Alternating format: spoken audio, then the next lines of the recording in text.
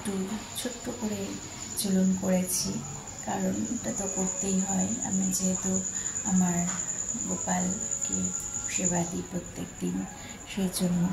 তো দেখো, এটা হচ্ছে আমার বাড়ির ঝুলন। ছোট্ট করে সাজিয়েছি। দেখো এখানে সব সৈন্যরা যুদ্ধ করছে, তারপরে এখানে পাহাড়ের সামনে সমস্ত কিছু সাজিয়েছি। বই কি বলে, সিংহ বাঘ টাক সব বেরোচ্ছে। এটা হচ্ছে ডিয়ার পার্ক করেছি একটা। তারপরে এখানে সব ঠাকুররা রয়েছে, শিব ঠাকুর, হনুমান ঠাকুর, সবাই। এখানটা হচ্ছে চিড়িয়াখানা, ওর পাশে বাস রাস্তা আছে। হ্যাঁ, তা আমার পুরো কমপ্লিট হয়নি এখনও।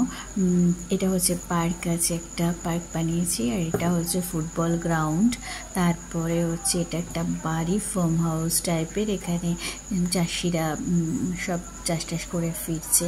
আর এটা ট্রেন এখন চলছে না বলে ওখানে স্ট্যান্ড করা রয়েছে। আর এটা হচ্ছে ক্রিকেট গ্রাউন্ড, ক্রিকেট প্লেয়ার তো দেখছি শুয়েই পড়েছে।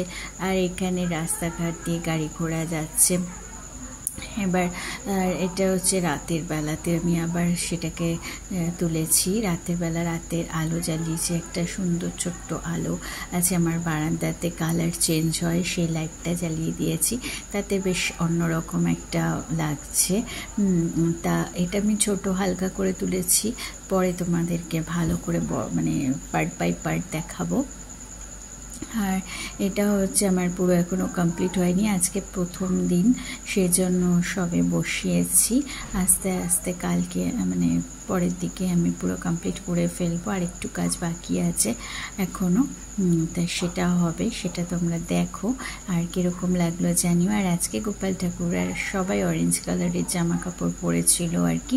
যেদিন বলেছি যেদিন যে পরে সেদিন সবাই সেম কালারের পরে, অরেঞ্জ কালারের। আর এখানে আজকে ধুনো জ্বালাইনি, আজকে হচ্ছে ধূপকাঠি জ্বালিয়েছিলাম। আর তালের বড়া দিয়ে ভোগ নিবেদন করেছি। তা মোটামুটি কেমন হয়েছে জানিও আমাকে। তা তোমাদের যদি ভালো লাগে তাহলে আমাকে কমেন্ট করে জানাতে ভুলবে না। এগুলো গাছপালাগুলো বসিয়েছি, বেশ একটা অন্যরকম লুক এসেছে। আমার তো বেশ ভালোই লাগছে, তোমাদের কীরকম লাগছে জানিও। সমস্ত ঠাকুররা বসেছে, কি সুন্দর একটা চিড়িয়াখানা বানিয়েছি। আর ওখান দিয়ে বাসগুলো যাচ্ছে, গাড়িগুলো, এগুলো সব আমার ছোট্টবেলার পুতুল। আমি যত্ন করে রেখে দিয়েছি এতদিন ধরে, আমি প্রত্যেক বছরই করি, সেজন্য আমার যত্ন করেই রাখা থাকে পুতুলগুলো। আর মনটা ভালো নেই, তার মধ্যেও সাজিয়েছি, কিন্তু কারণ কিছু করার নেই, সাজাতেই হবে। কারণ আমি গপুকে খুব ভালোবাসি, ওর ওপরেই আমার খুব বিশ্বাস ভরসা, সেই জন্য ওর জন্য এইটুকু কাজ করেছি।